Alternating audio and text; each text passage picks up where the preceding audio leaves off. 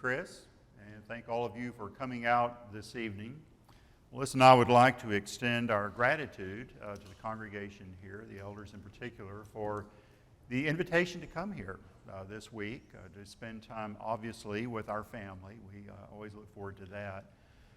But also to be with the brethren here who have clearly meant so much to Chris and Julia and their family. You've been very kind to them, and by extension, you've been very kind to the Lord's work, the Lord's cause altogether. And that just warms our hearts, and we're so thankful for the opportunity to be together with you. As some of you know, Melissa and I have been here a couple of times before. In fact, she's been here 3 times before. But the 2 times I was here, I couldn't quite get to know you because you're all wearing masks. So it's great to be able to actually see your faces this evening and throughout this week. We're thankful for that. The procedure this evening is going to be rather simple. Turning your Bibles, if you would, to the 16th chapter of the book of Genesis. The lesson is going to be taken primarily from this text. And what we're going to do this evening is I'm going to give a presentation, and then at the end of the presentation I'm going to open up the floor for questions. We'll have just a little simple Q&A session at the end.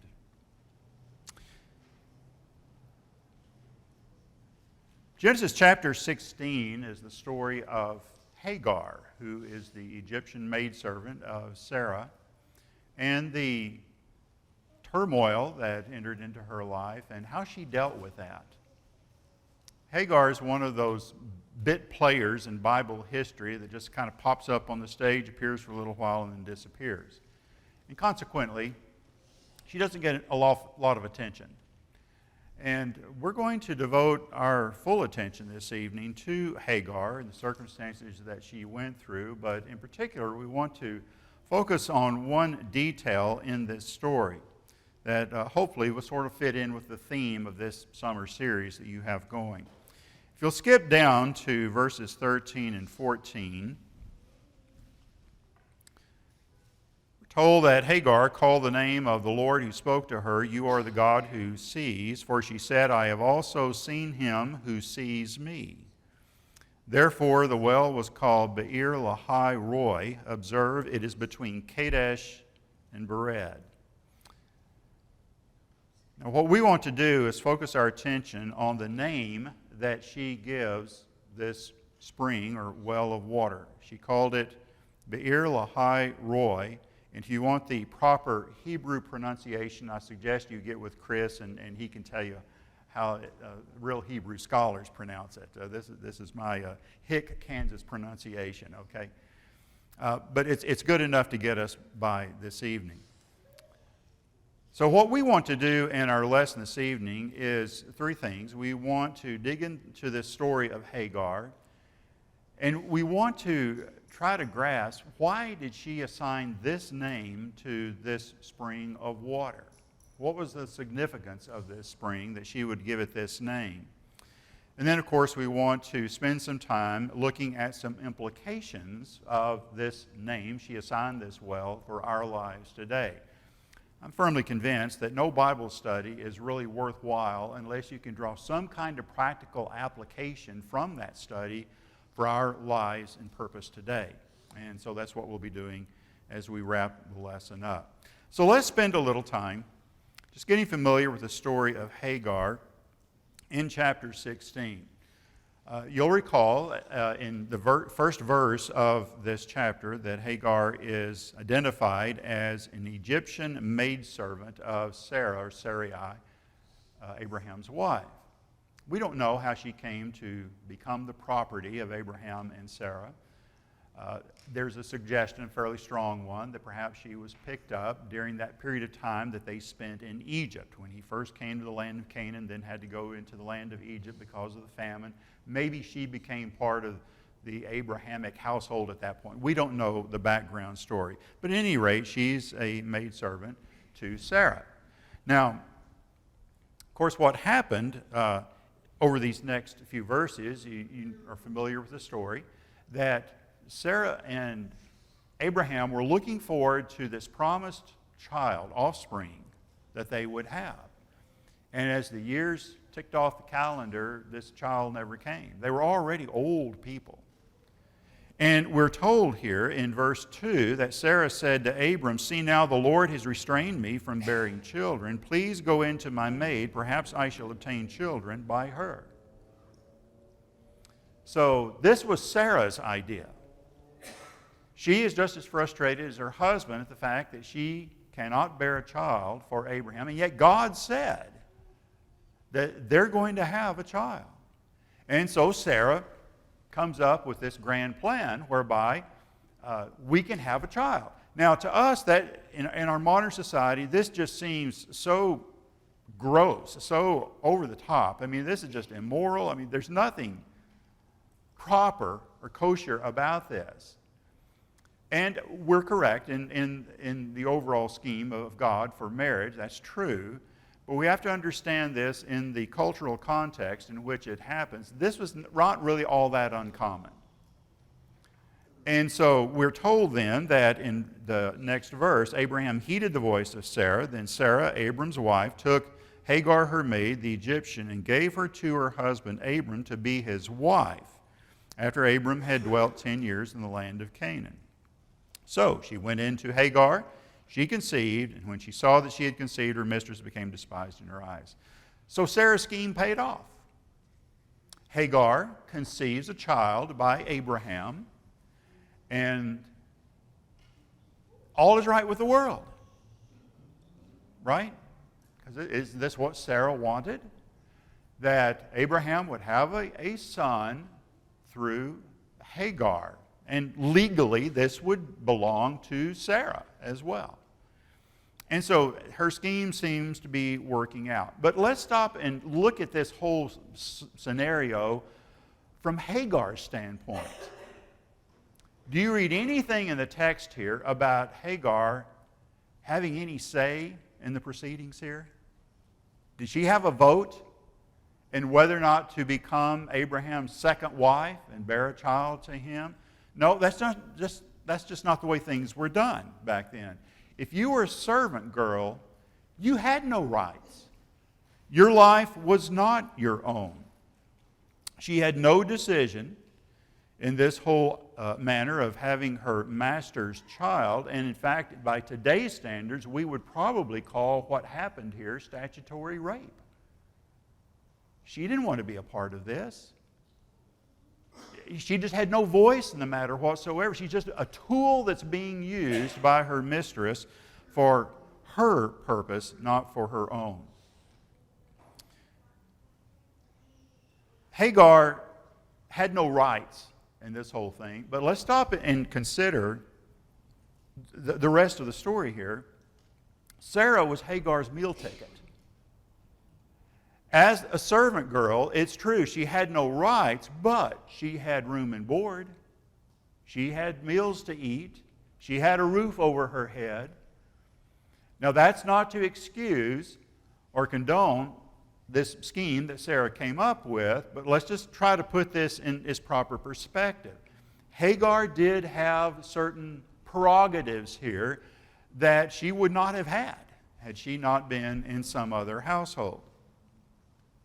But as you can imagine, once Hagar became with child by Abraham, the fireworks broke loose.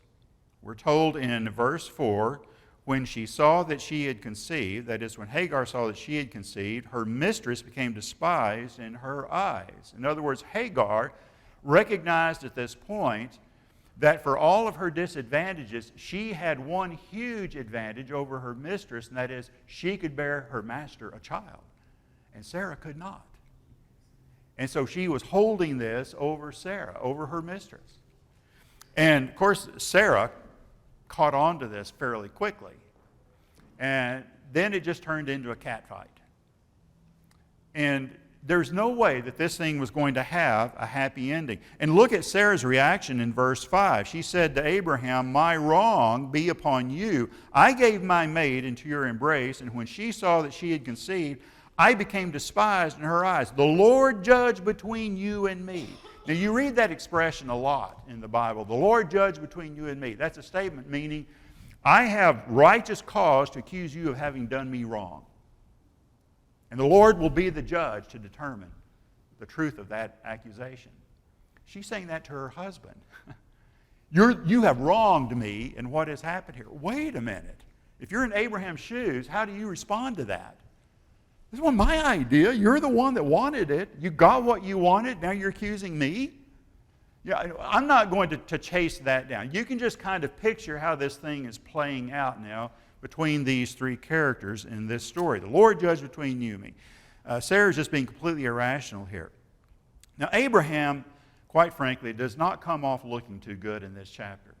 He's almost a passive bystander in all of this. When Sarah first concocted this scheme, Abraham just kind of shrugged his shoulders and said, well, okay, yeah, whatever you want to do, I'll go along with it. And so then in verse 6, when this whole thing blows up in his face, Abram says to Sarah, indeed, your maid is in your hand. Do to her as you please.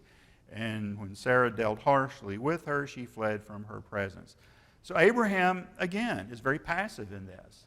He does not step in. He does not talk back to his wife. He just kind of shrugged his shoulders and said, whatever you want to do, dear. And of course, Sarah takes full advantage of the leeway she's given here. She treats Hagar harshly. She's cruel to Hagar. And what recourse does Hagar have? This was not her idea to begin with. This was forced upon her. And now that everything's worked out the way that Sarah planned it to, Sarah turns on her and accuses her. It's all your fault now that this has happened. And you can just imagine the pain, the grief that poor Hagar is going through here. She has no recourse. She has no rights. She has no means of protecting herself from the wrath of her mistress. And so that last line in verse 6 pretty well explains everything. She fled from her presence. Hagar left. She ran away. She's what we would call a runaway slave. Okay, where's she going to go? She has no home. This has been her home. They're far away from Egypt, where she apparently grew up, and she has no place to go. And that's why, then, it's interesting that in verse 7, we're told that the angel of the Lord found her by a spring of water in the wilderness by the spring on the way to Shur. And he said, Hagar, Sarah's maid, where have you come from and where are you going? Now, examine the question, actually two questions that the angel of the Lord asked of Hagar. Where have you come from? What's your past? And the second question is, where are you going? What's your future? What is your past and what is your future? And notice Hagar's response. She said, I am fleeing from the presence of my mistress Sarah. She answered the first question. This is my past. I'm fleeing from Sarah because of the cruel injustice that has been inflicted upon me. Where's the answer to the second question? Do you see one? She doesn't answer. Why? The poor girl has no future. She has no hope. She is the victim of a series of circumstances here, none of which she had any control over. And now she is, well, I say she had no control over it. The one thing she did have control over is, do I stick around and endure this punishment? And she just, her choice was to flee, to run away. Death would be better than the life that she was being subjected to there. But again, she has no future. And so, the angel tells Hagar rather, the angel of the Lord said to her, return to your mistress, submit yourself under her hand. And the angel of the Lord said to her, I will multiply your descendants exceedingly, so that they shall not be counted for multitude. And the angel of the Lord said to her, behold, you are with child, and you shall bear a son. You shall call his name Ishmael, because the Lord has heard your affliction. He shall be a wild man. His hand shall be against every man, and every man's hand against him, and he shall dwell in the presence of all his brethren. So the angel of the Lord says, go back to Sarah. Go back where you came from. At least you'll have room and board, meals to eat. But more than that, he gave her a promise. I will multiply your descendants. And I really like verse 11.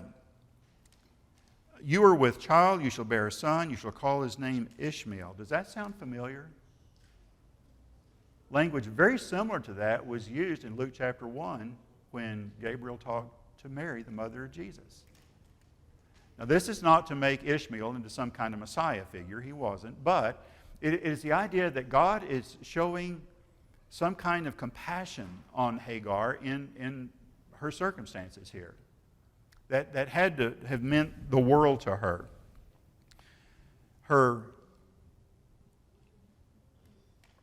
The promise that God had given to her was that she was going to become the matriarch of a great people. The Bible, elsewhere, especially in the book of Genesis, refers to the Ishmaelites, the descendants of Ishmael, the son of Hagar.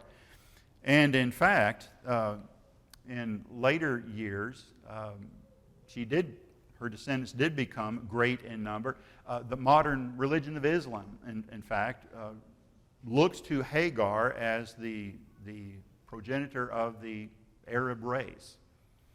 And in fact, in their mind, Ishmael is the true seed of Abraham rather than Isaac. We won't get into all of that controversy, but suffice it to say, God is giving this woman a huge promise of a mark that she is going to leave on history.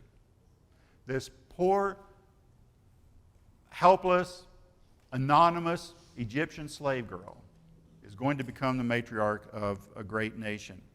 And it's then that Hagar, upon receiving this promise from God, she called, in verse 13, the name of the Lord who spoke to her, you are the God who sees. For she said, have I also seen him who sees me? And she called this well Beer-Lahai-Roi, between Kadesh and Beer. And just in case you're curious, we don't know for sure where this spring is. If you read the encyclopedias and commentaries, they offer this suggestion, that suggestion. Somewhere possibly west of Kadesh Barnea. We're not exactly sure, and that's not really critical to understanding the nature of the story. And in fact, this well does pop up a couple of other times later on in the book of Genesis. Isaac, ironically, Ishmael's rival, he actually lived in the vicinity of this well, mentioned a couple of times later on in the book of Genesis. Now later on in the story, of course, as we read here, Hagar went back to Hagar. Ishmael was born, was raised for a period of time, and then finally, later on in the book of Genesis, in chapter 21, when the conflict between Hagar and Sarah and then Ishmael and Isaac became so great, Hagar and Ishmael were cast out of this family for good. And so that brings us then to the next thing that we want to consider, and that is, why did Hagar choose this name? Why did she call this well the well of the one who sees? Well, let's recall how she got here. Hagar was the victim of an injustice that was perpetrated by those who were in a position of power over her. So much of what had happened in her life was not of her doing. She had no right, she had no future, she had no hope, and now she's stuck in this well out in the middle of the wilderness, no idea where she's going to go. And in her most desperate moment, God intervened, not only to save her life, but to give her some glimpse of a future life that she was going to have. Her life was not as helpless or as hopeless as she thought it was. God gave her a future. Whatever the disadvantages and circumstances that she found herself in, she realized at this moment she was not forgotten. God knew where she was, knew who she was, and cared about her circumstances, and having appeared to her as he did. And so this name that she gave to the well of the one who sees, is a testament to God's providential care of those who are forgotten and ignored, those to whom no one pays any attention. If you've ever felt like that in your life, you need to pay attention to this story, because the story of Hagar gives hope to a lot of people who are in similar circumstances.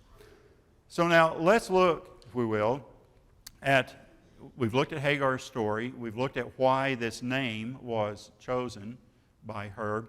But let's draw some lessons for ourselves now. There are 3 lessons I'd like for us to look at. The first lesson I'd like for us to consider is that we are never out of God's sight. It makes no difference how alone we may feel in this world, how much we feel like we are forsaken by those around us. We are never out of God's sight. Several passages are called to mind here that emphasize this point. Look in Proverbs chapter 15 and verse 3. The eyes of the Lord are in every place, keeping watch on the evil and the good. God sees everything, the evil and the good. He sees it all. And He saw when Hagar was trudging along out here in the wilderness to where she didn't know. And God said, I need to step in and help this girl. And He did. In Psalm 11 and verse 4, the Lord is in His holy temple. The Lord's throne is in heaven. His eyes behold, His eyelids test the sons of men. There's nothing that we encounter in this life, there's nothing that we do in this life that God does not see it. His eyes behold it all. In Psalm 33 and verse 13, the Lord looks from heaven. He sees all the sons of men. We could go on and on with passages like this. The lesson that we need to learn from this story is there is no place that we can go on earth that God isn't there. He sees everything.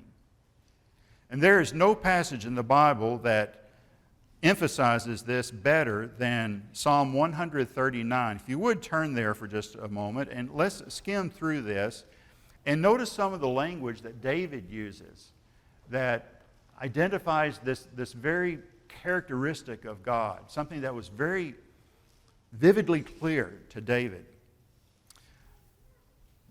Turn in your Bibles to Psalm 139, and let's just start in verse 1. We're just going to skim through the language here. O Lord, you have searched me and known me. You know my sitting down and my rising up. You understand my thought afar off. You comprehend my path, my lying down. You're acquainted with all my ways. There's not a word on my tongue, but behold, O Lord, you know it altogether. And skip down to verse 6. Such knowledge is too wonderful for me. It is high, I cannot attain it. When David pauses to think about how transparent his life is before God. You know, you understand, you comprehend, you are acquainted. 4 words he uses to describe God's knowledge of his life. He sees it all. And he starts posing a series of questions in verse 7. Where can I go from your spirit? Where can I flee from your presence? If I ascend into heaven, you are there. If I make my bed in hell, behold, you are there. If I dwell in the uttermost parts of the sea, even there your hand shall lead me. David says, there's no place I can go that you aren't with me, that you don't know that I am there. In fact, he said, this even started before I was born. A great lesson in the current controversy regarding abortion. In verse 13, for you formed my inward parts. You covered me in my mother's womb. I will praise you, for I am fearfully and wonderfully made. He says in the next verse that my frame was not hidden from you when I was made in secret and skillfully wrought in the lowest parts of the earth. Your eyes saw my substance being yet unformed. David says, before I was even born, you saw me. And you cared for me. You had a plan for me. And so, skipping down to verse 23, the last 2 verses of this chapter, search me, O God, know my heart. Try me and know my anxieties, and see if there's any wicked way in me, and lead me in the way everlasting. David recognized that his life was an open book before God. And that was a good thing. We're never out of God's sight. And a corollary of that means that God sees everything that we see, everything that we do, everything that we even think. He sees it all. And that ought to be a little scary, shouldn't it? The fact that God can see everything in my life. You know, we teach our children a little song in their Bible classes, be careful, little feet, where you go. Careful, little feet, where you go. For there's a Father up above, and He's what? Looking down in love. So be careful, little feet, where you go. And the eyes and the ears and the hands and the mouth and so forth. The message we try to get to our little children is God sees everything in your life. Everything. And so what that means is there is no such thing as a hidden sin. A sin that is hidden from everybody else except me. Now it's true, there may not be another human being on this planet who knows anything about your sin, but God sees it. It's not hidden from Him. In the annals of criminology, sometimes people will talk about the perfect crime, the crime that is committed of some ghastly nature, and the authorities are never able to identify who committed the crime. The years go by, centuries, and it's just unsolved. We don't know who did it. Well, guess what? God knows exactly who done it. It's no secret to Him. And He takes pretty good books, too, good records. He knows everything that happens in this world, everything that happens in my life. Look in Psalm 94, another one of the Psalms. There's another interesting series of verses here that illustrate this point. The 94th Psalm is rather interesting. I wish we had time to go through the whole thing, but we're just going to have to touch upon the high points here. He talks in the opening verses about the proud, the wicked. In verse 4, the workers of iniquity. They boast in themselves. In verse 6, they slay the widow and the stranger and murder the fatherless. And they do so with impunity. Because they say in verse 7, they say, that is, these wicked ones, the proud, they say, the Lord does not see, nor does the God of Jacob understand. See, they commit their dastardly deeds with the understanding that either there is no God, or if there is a God, He's too dumb or too busy to know what I'm doing, and I can get by with it. The Lord does not see. Now that's the underlying conviction behind their brazenness in committing the crimes that they commit. But look at verse 8. Now this is the psalmist replying to these wicked people who make that kind of boast. Understand, you senseless among the people, and you fools, when will you be wise? He who planted the ear, shall he not hear? And then notice this, he who formed the eye, shall he not see? Shall he not see? God is the one that gave you your eyes so you could see. Do you think He doesn't have eyes that He can't see? God sees everything, and nobody is ever going to get by with anything. That's why the psalmist refers to them, you fools. And folks, we are fools. When we live a lie, when we try to project a public persona of serving God and being pious and holy, and yet we harbor in the secret most parts of our life some kind of hidden sin with the expectation, well, nobody sees this. I can get by with it, and as long as I can maintain this public persona, then I'm fine, I'm good. No, you're not. God sees everything. And as David pointed out in the 139th Psalm, even my innermost thoughts. They're just spread out before Him like an open book. And so that ought to keep us honest with ourselves.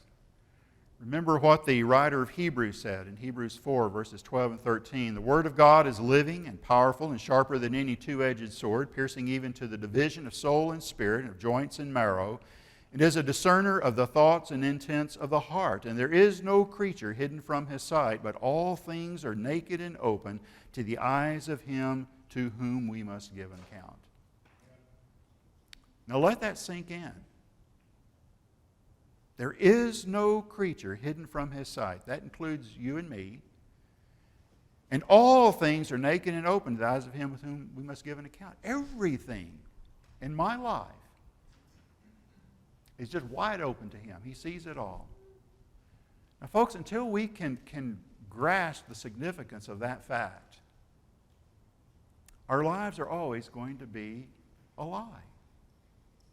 Hypocrisy is going to find a way to weasel in our lives, our behavior, our thinking somewhere. Until we can understand the fact that whatever is going on in my life, it's just laid out there for him to see in plain sight. I cannot fool him. And I need to very quickly disabuse myself of any thought that I can do so. And that brings us then to a third lesson that we want to draw from this story.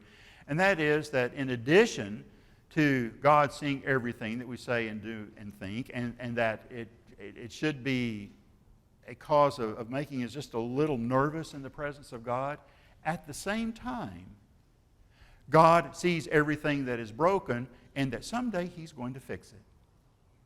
Someday he's going to address it. And that's really the lesson that Hagar took out of her interaction with the angel of the Lord on this occasion. No matter how dire our circumstances may be in this life or how insignificant our place may be in this world, God sees us and our circumstances, and he cares. How many stories do we read in the Bible of people who were at their wits' end? They thought there is no hope. The whole world is against me. And yet they caught a glimmer of hope in their faith in God and God's role in their lives. In Psalm 25, verses 1 and then verse 18, David said, "To you, O Lord, I lift up my soul." And then in that latter verse he said, "Look on my affliction and my pain." He knew in the middle of his affliction that God could see him. He could see the suffering that he was going through. Others may not have seen, may not have cared, but God cared. There's an interesting passage in the book of Zechariah. Zechariah chapter 4, the prophet sees this very strange vision of these 7 lamps. I mean, several times in that chapter he has to ask the angel that's with him, what is this about? And it's kind of hard for us to untangle all of that and try to figure it out. But later in that chapter, the angel describes what these 7 lamps represent. The angel says, "Who has despised the day of small things? For these 7 rejoice to see the plumb line in the hand of Zerubbabel. They are the eyes of the Lord, which scan to and fro throughout the whole earth." During that period of time when the Jews returning from Babylonian captivity were trying to rebuild the temple, rebuild Jerusalem, and it was a daunting task. And their spirits were flagging, and was there any chance they're going to be successful at this? And the message of the Lord in this vision was, yes, you will be successful. The Lord has 7 eyes, and he can see a lot of things we can't see. Who has despised the day of small things? The Jews considered themselves to be so small, so insignificant, so weak in view of this looming task that was before them. But the angel assured Zechariah, the Lord will take care of this. He knows the struggles that you're going through. You're going to be successful because the eyes of the Lord can see what you are dealing with. Look in Exodus chapter 3 and verse 7. Remember when God appeared to Moses and told him to go back into Egypt and to tell Pharaoh, "Let my people go." And Moses argued with him a little bit about this. But it's interesting that the Lord told Moses in that verse, "I have surely seen the oppression of my people who are in Egypt and have heard their cry because of their taskmasters, for I know their sorrows." And his message to Moses was, I'm going to act. I'm going to bring judgment upon the Egyptians. I will bring my people out. I will fulfill my good word. But I like the way that he expressed it. I have surely seen the oppression of my people. If the Lord can see the oppression of His people thousands of years ago in Egypt, He can see the oppression in your life right now today. There's a message of hope, of comfort there. He knows what's going on. In the book of 2 Kings, chapter 19, we have the story of the Assyrians that have surrounded the city of Jerusalem. They've taken the rest of the land. They have this huge army encamped outside the gates of the city. And King Hezekiah and a handful of Jews are inside the city, and there's no hope. There's no way this is going to have a pleasant outcome, except that Hezekiah has the prophet Isaiah by his side encouraging him. And Hezekiah goes to the temple courtyard, and he offers up a heartfelt prayer to God. And one of the things that he says in this prayer to God, having received the words of the emissary from the king of Assyria to surrender to the mercy of the Assyrians, Hezekiah in his prayer to God says, "Open your eyes, O Lord, and see." Open your eyes, Lord, and see the dire circumstances that we find ourselves in. We cannot save ourselves here. You are the only one that can save us. And of course, Hezekiah's confidence was well placed. And the Lord did indeed deliver His people by smiting the Assyrian army.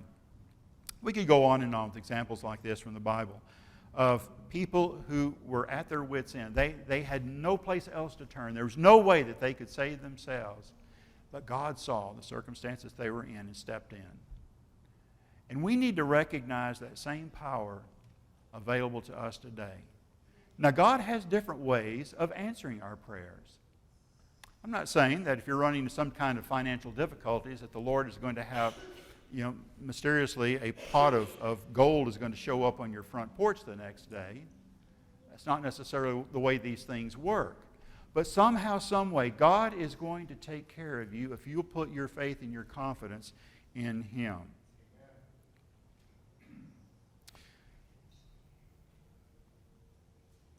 Recall that the one that Hagar was conversing with by this well is identified as the angel of the Lord. Now, we won't spend a lot of time pursuing this point, but you're probably familiar already with the fact that a good many Bible scholars equate the angel of the Lord in the Old Testament with Jesus Christ in the New Testament. The angel of the Lord is nothing more than the pre-incarnate form of the Word of God in the Old Testament. And in the New Testament, that's Jesus Christ. Well, with that background connection, look at John chapter 4. This is the story of Jesus as He and His disciples are walking through the land of Samaria, and they reach a well. Does that ring a bell? They reach a well, Jacob's well in Samaria, and the other disciples going into the town to buy food, and Jesus is by Himself at the well, and there's a woman from Samaria that comes out. And you're familiar with the conversation between Jesus and this Samaritan woman at the well. And He reveals some things about this woman's background, about her life, that He shouldn't have known, except that He says, "I do know." Remember how the conversation went? He told the woman, "Go call your husband, bring him here." And she said, "I don't have a husband." He said, "You're right. You've had 5 husbands, and the man you're with now is not your husband. You could have knocked her over with a feather, I'm sure." I mean, what's the message that was just instantly stuck in her mind at that point? This man knows me. He has seen my life. And then later on, after the conversation comes to a conclusion, she drops her water bottle, runs back into town, and in verse 29, what did she say to the townspeople? "Come, see a man who told me all the things I ever did." Here's that same angel of the Lord talking to another woman at another well, and he sees it all. He knows her life, just as He knew the life of Hagar. And folks, He knows your life as well, every detail of your life. That ought to scare you, but at the same time, it ought to give you hope. It ought to inspire you with confidence that you're not forgotten, that there is somebody who cares, and that you have a future and a hope.